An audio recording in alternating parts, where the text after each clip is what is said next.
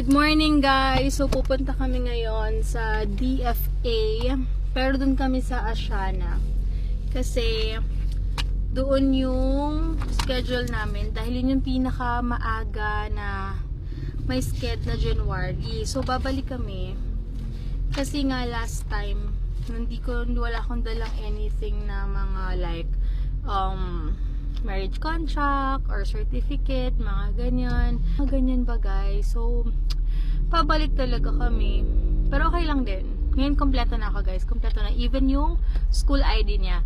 Dun kami sa Asiana kasi ito yung pinaka ngayon na mayroong maaga. Tapos sa mga festival medyo late na, Feb 20 plus na, gusto namin maayos kasi. So yun guys, later na lang ulit. So, ito na lang yung kulang namin, guys. May 6 months pa naman siya, pero kailangan na namin kasing ayusin soon to. Hindi na ako guys. Hindi na muna ako dry ng hair or what. Kasi, wala nang time. Mamaya na lang pagbalik namin. Kasi, guys, ang struggles lang, expect nyo na kung sa Asiana kayo. Asiana ba tawag doon? Oh, yata. Parang ganun. Sa pinaka-main ng DFA, expect nyo na sobrang hirap ng parking kung naka-car kayo. Sa may Petron, talagang si Kuya gagawin lang ng paraan. 50 pesos yung bayad sa parking. Gagawan lang niya kayo ng paraan. Tapos kailangan naka-on lagi yung cellphone nyo. Kasi just in case na kailangan yung parking slot, usog kayo pag nasa dulo kayo. Pero hopefully, I'm praying na okay yung parking ngayon kasi maaga-aga pa. Mas maaga yata kami umalis ngayong ganitong araw. O yun. So, sana okay naman yung parking. Ayan guys, babalitaan ko kayo kung anong ganap later sa DFA. Grabe, prayer works. Pagdating namin, may available ditong parking. Siningit ko lang yung car. Yay! Thank you, Lord! Talaga. Pagpipray mo lang, guys. So, yan guys, nakisingit lang kami dito. So, for picture taking na si Hugo, nag-aantay na lang kami ng pila namin, guys. Tapos na kami! Sa Feb 14 daw kukunin. Yay! Thank you, Lord. Pag ganito, pag minor, para palang laging bago yung mga process niya. But sa karaos na, guys, okay na. So, ito na, guys. 50 pesos for kuya. Yung mga parking dito, guys. Tapos meron pa doon. Pero buti lang nakasingit tayo dito. Papakita ko sa inyo. Ayan, go na! I'm happy also. Tawag dito guys, pag adult daw, pwede na kahit old passport lang. Pero pag ganito, o nga naman, naisip ko rin na para nga naman sure sila na baka mamaya inampon mo yon or kinuha mo lang, tapos pinarenew mo yung passport, di ba? Which is okay na rin naman. Okay na rin. At naraos na. So, Feb 14 po, pipick upin na. Yee! Thank you, Lord! Haggard ng hair ko. We decided na pumunta ng IKEA. Tsaka guys, naglalaway ako sa Thai milk tea talaga. Kasi last time na nandito kami, nanonood kami ng concert. Hindi kami nakabili. Kasi ang daming pila. Hindi feeling namin, akala namin baka pila dun sa concert na pinanood namin kay Sir Chavez Singson. So yun. Ngayon, dito na ako magbibili ng lunch din namin ni Heinz. Kasi nga, alam niyo naman, hindi naman talaga ako nagluluto. Bumibili ako ng food everyday. Pero most of the time, lutong bahay kami. After nito, pero bibili siguro, hindi kakain siguro muna ako. Nagugutom na ako guys. Para take out ko na lang si Daddy. Ayan, ito na kami ngayon sa IKEA. Hugo.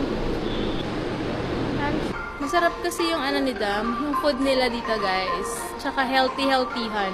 Hindi masyadong malasa yung, hindi masyadong maalat. Ganyan yung food nila. Sakto lang. So, yung mga pasta yung bibilin ko mamaya siguro. Kasi masarap talaga yung food. Ha? There was a plate thing. Yeah. You wanna try? Let's go there? There! Let's check. Open na sila, guys. So, dito tayo sa, nila, sa resto nila. Take out tayo. Alam ko, may masarap din na cake dito eh. Pero, check natin yan. Dito kasi wala pa masyadong tao, guys. So, sa food nila, as early as 9:30, open na sila, guys. Come on. Food. What's this? Sparkling or raspberry. Okay, give me. I'm gonna get this one and then the... I wanna mix all this together.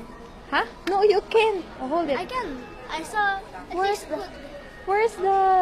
Here. Come on. Can you go slower, please? Okay. Sorry. Ang dami na palang bago. Ay! Pag for take out, ito. Come on, hold this one. This is for take out. You want something? You wait. Yes. Not yet. Yeah, I'll buy you. You wait lang. The ones that are not disposable has been. Oh, what? Yeah. Ang hassle lang pala dito, guys, pag magte-take out ka. Feeling ko yung sa akin, kakainin ko na. You taste this one? You wanna taste it? Punta na muna yeah. May bird.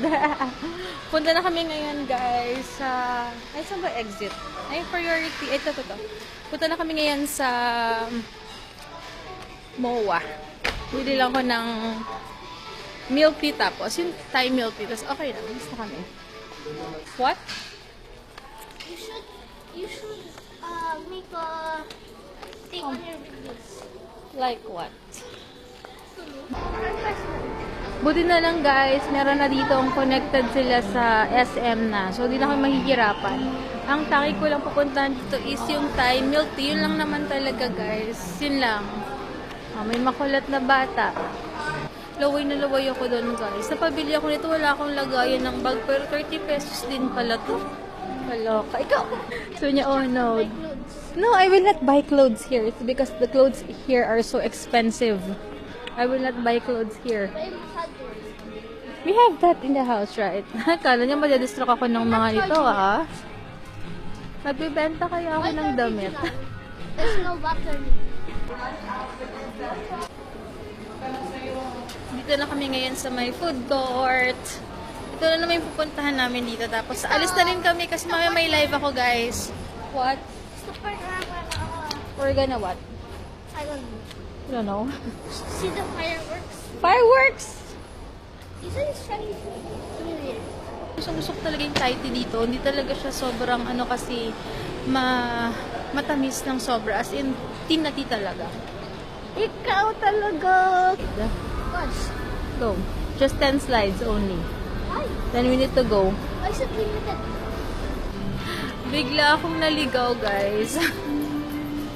Hindi ko na to kabisado dati. Naku, estudyante kami. Hanggang sa mag-asawa kami na yun. Sabisado ko to eh. Ikaw! Ngayon, wala na. Sobrang daming bago na. Ikaw talaga! Ito na kami, guys. Finally talaga.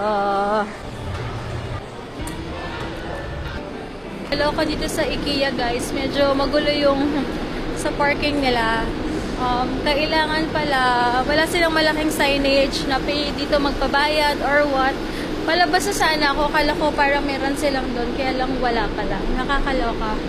So, bumaba pa ako, nag-park ulit ako para maka-exit. Medyo hassle. Kasi, actually, second time ko, pero hindi pa yata ganito dati to. Pero ang gulo-gulo-gulo ng ano, tapos hindi pa masyadong, hindi pa nila masyado nababasa yung ibang money mo. Kaya medyo hassle. Mas okay talaga sa MOA. Pero at least alam ko na next time, guys. So, ito na ako sa kotse. Pauwi na. Hindi ko kasi na-drop off kila mama yung mga items kanina kasi doon yung for pick up. So, no choice. Susuungin ko tong traffic na to going sa JNT kasi may public school dyan. So, labasan nila sakto 11:30, mga ganyang oras. No choice. Pero okay lang, di mo ako nagmamadali, guys. Relax lang naman tayo. Pero sumasakit yung ulo ko dahil nasa schedule ko sa period tracker ko tomorrow ko magkaka-monthly period. Kaya normal to, guys. Pero carry yan, laban lang. Grabe, guys. Ang lakas na ng ulan. Papunta ako ng Moulin Coffee kasi si Daddy ando dun sa bahay. Work from home siya. Request niya ay Mood Coffee ng Moulin Coffee, guys. Lasang barista drink yan, promise, ng Mood Coffee, guys. So, ayan. Nakakita ko ng mangga along the way. Buti may cash ako, guys. Ayan, bibili tayo ng mangga. Habang nag-aantay sa McDo, nag-take out lang ako for you. Ayan, guys. Naubos ko na.